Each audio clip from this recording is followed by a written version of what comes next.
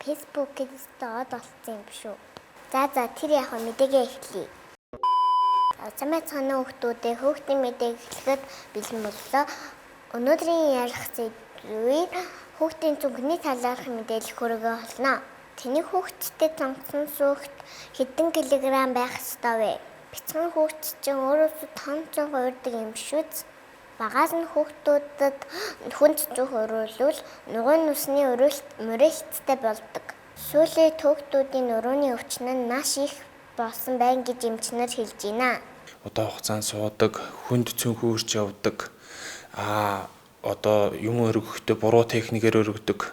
Гэх мэтчлэн зүйлүүд нуруунд маш их халгаатай байдаг. Бага насны хүүхдийн мөрөлд бол тодорхой шинж тэмдэг илэрхгүй.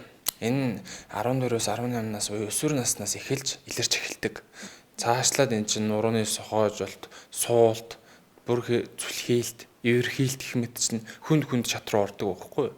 Энэ нь болохоор ерөнхийдөө бага насны мөрөлтөөс л болж байгаа гэсэн үг. Дэлхийн эрүүл мэндийн байгууллагаас хүүхдийн биеийн жингийг 10% хэтрэхгүй байна гэж зөвлөжээ.